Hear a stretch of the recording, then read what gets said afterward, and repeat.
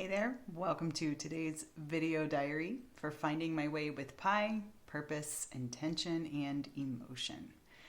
I am Pi, and today I'm reflecting on burnout and how that feels.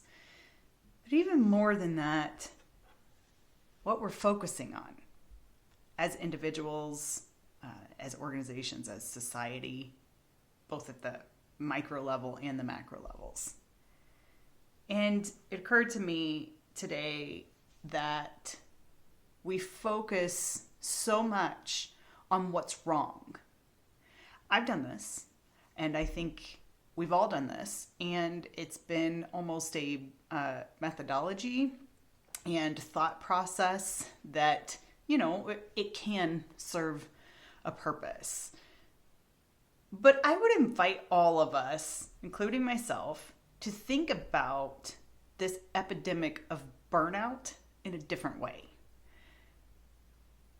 What if instead of focusing on this epidemic of burnout, what if we focus instead on collective healing and make it a priority instead of just this thing that people experience alone and individually, and almost like they're ashamed of it, or that there's an implication you should be. There is no shame in burnout. In my personal experience, burnout came when I gave so much because I cared, and so much was taken.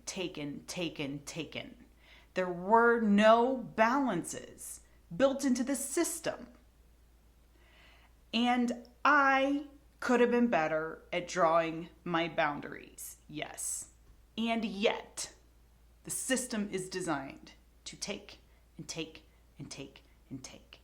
And when someone experiences burnout, it's like, hey, there's an employee assistant program.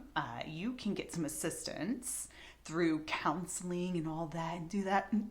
I'm sorry, mental health. And I hope you're okay. Like it's some problem that person has to deal with on their own.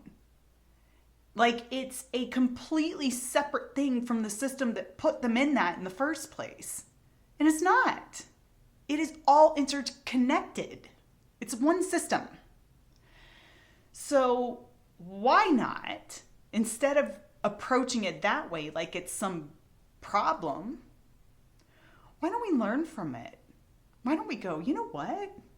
There is something that's broken here, and I don't want to focus on the problem. I want to focus on healing.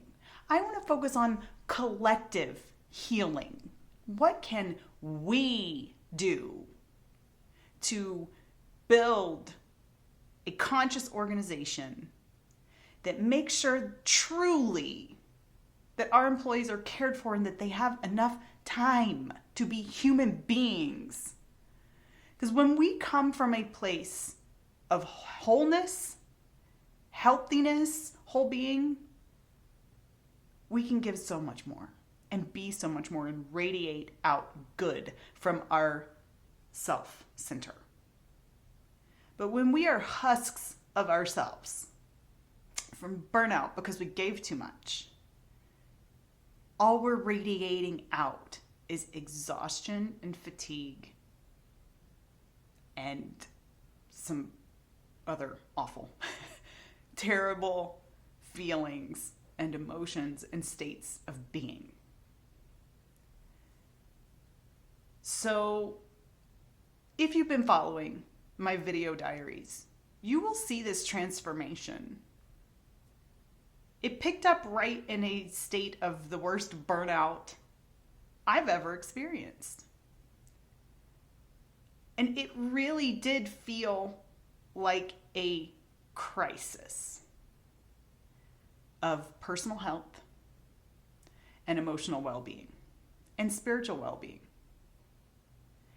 And there's been this evolution since I had enough courage to say, I'm not doing that anymore, and I need to focus on myself. And it will cause ripple effects.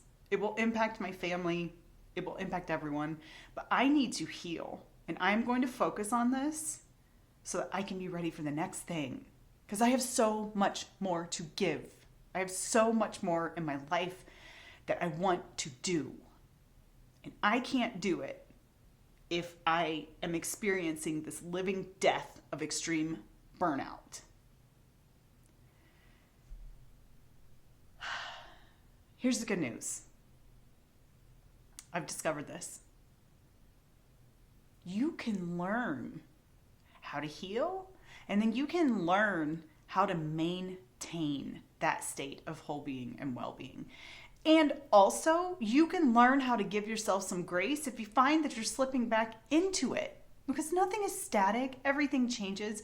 What I've learned is that every single industry has people who experience burnout. Every walks of life have people that experience burnout. It's just when something gets imbalanced and we need to bring balance back to it. There are elements of our lives that contribute to our whole being, and they are all interconnected, and they all need to have some type of balance in them. So the 5 things, 5 areas that we need to focus on in order to feel whole. Number 1, having some meaning in your life, doing things that are meaningful to you. Number 2, take care of your body physically. Get good exercise, eat well, get good sleep. Number 3, take care of your mind. Learn new things. Number 4, relationships are important. Cultivate good ones. Learn how to have good relationships. And number 5, emotional well-being and emotional IQ is important. Your emotions are a part of your whole system, your whole body, and we need to learn about our emotions and what information they can give us so that we can harness that for a meaningful life for ourselves. And within each of those 5 elements, there are simple, small things you can do.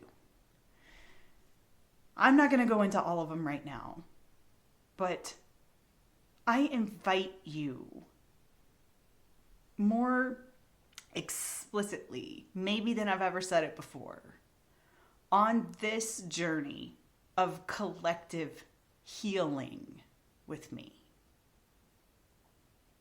Find what's right for you.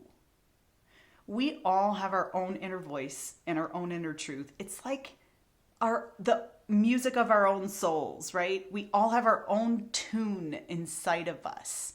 And you get to figure out how to hear your tune and how to march to your tune. And it does work to be able to do that out in the world, even when it feels like the world maybe isn't designed for your tune. It'll work. We can figure it out. I'm learning how to. And I invite you to continue this journey with me and also just on your own. You know, in your own lives and individually for what's right for you, right? I have a lot of passion about this topic.